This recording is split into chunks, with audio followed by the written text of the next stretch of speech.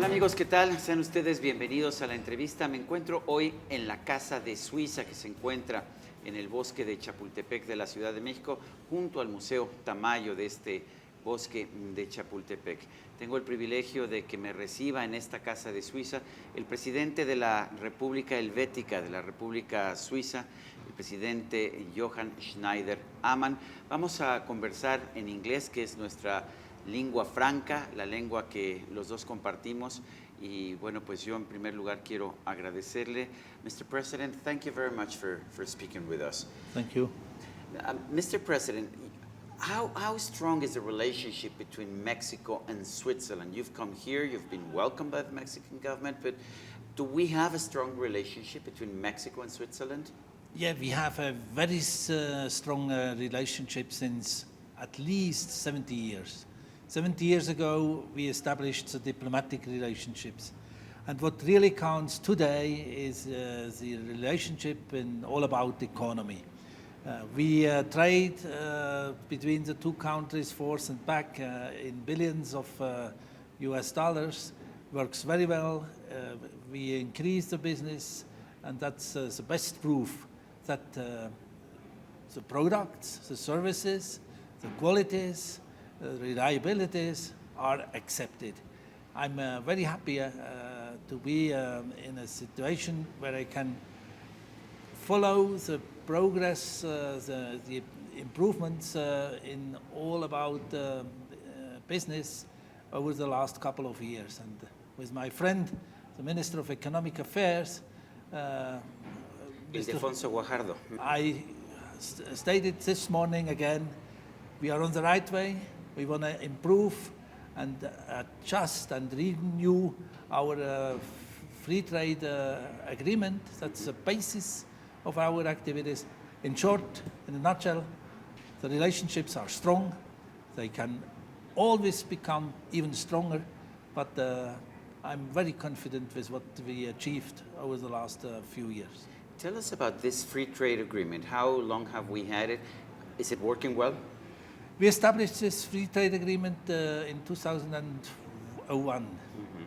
It's at that time a state-of-the-art free trade agreement. In the meantime, different aspects became more important. Let's speak about the intellectual property protection as an example. And we fixed 12 months ago to renew this free trade agreement, and in the meantime, the relevant technical specialists seated already twice and found solutions, and we're gonna find a conclusion of a new broad-based this time free trade agreement within the next couple of months. And that demonstrates how strong the relationships are, because we do not need years and years and years to adjust what is principally accepted. We need weeks or months. Mr. President, I go to Switzerland every year. I go to the World Economic Forum, and I understand that's a phenomenon worldwide. But every time I go, I'm surprised by the prosperity of Switzerland. In spite of the fact that it's a mountainous country, in spite of the fact that it doesn't necessarily have a lot of natural resources, what is the secret? What have you done in Switzerland that you've become so prosperous with not necessarily very many natural resources? Let me mention two specific issues which probably contribute to our success. First of all, it's the relationships between between partners, between employers on the one side and employees on the other side. We prevent the country from creating laws in sitting together at table, discussing beneath social partners, finding solutions for the typical region, for the typical branch, which means very close to the market, which allows a lot of flexibility and the Swiss economy in total is capable to react and act a little bit quicker than competitors from elsewhere. And the second issue is we do not know raw material our own. In other words, we do have simply the gray mass, the brains, and we invest into the education, and we invest into the science, and we invest into the innovation, and we focus our means on these three specific domains, and want to cultivate our schooling system, and obviously we are able to shape out the skills and the knowledge and even the preparedness to work not only 30 hours a week or 35 hours a week like in our neighborhood. We work as long as the market offers us a chance. Mm-hmm. That's maybe a difference in culture. You mentioned education. I understand you Swiss are proud of your educational system. What makes it different? What are the characteristics of the Swiss educational system? We speak in our country about a so-called dual system. It's the academic track on the one side and the professional track on the other side. Duality means on a tertiary level, get through the universities and become a best educated person. Hopefully you find a job afterwards. And on the other side, get professionally formed and become a real qualified labor collaborator for all our companies. What is important on a secondary level is that we combine the practice coming out of the companies in parallel to the theory which is offered in our specialized schools. And we combine daily, not sequentially, 4 weeks here, 4 weeks there. It's half a day in the company practice, it's half a day of the same day, the theory in the school. And this combination, this flexible system again, this market close system again, that helps us to shape out the knowledge and the capabilities and the skills we need. Is the presence of Swiss companies strong in Mexico? I know Nestlé, everyone knows Nestlé, but how about other companies? Is there a strong presence of Swiss companies? Yes, there is a very strong presence, I would say. It's about 400 companies, Swiss companies, being active here in your country.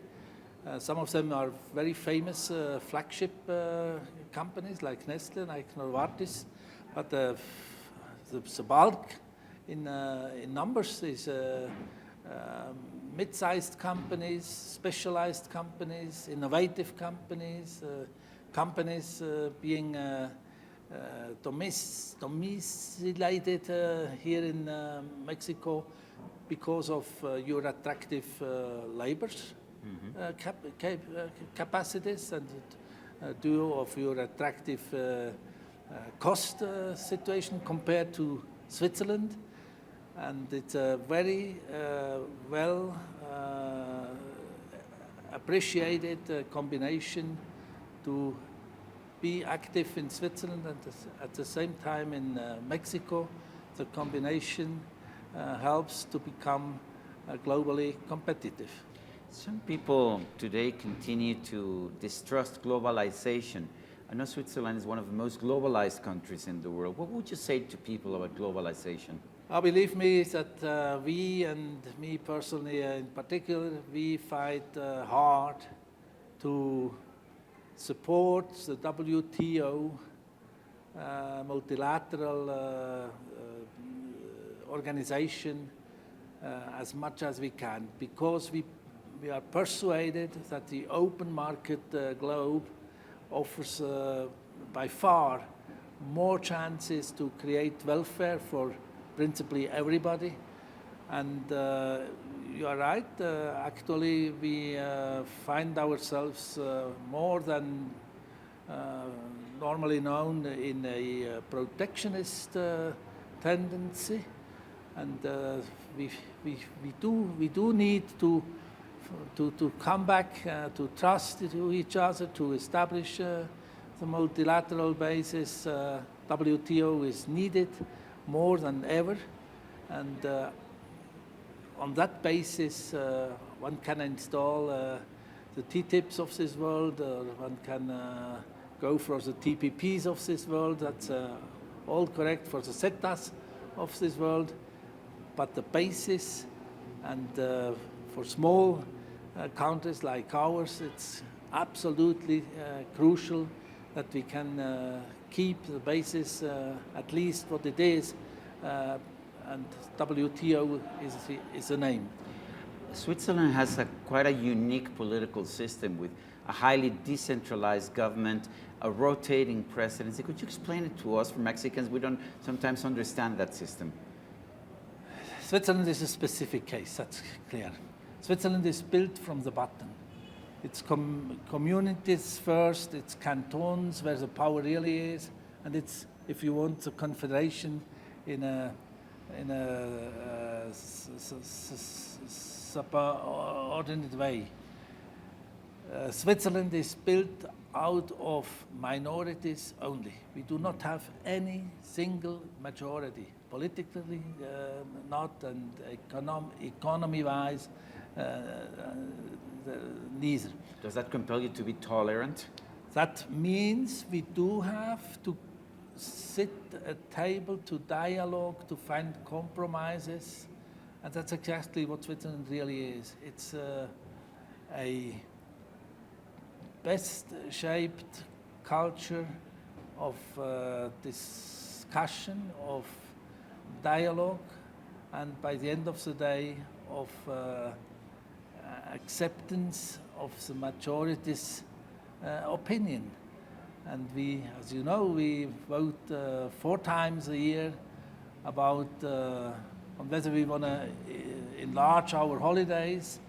And the Swiss population voted against the enlargement of holidays because the Swiss population knew at the time that we needed the work capacity to stay competitive.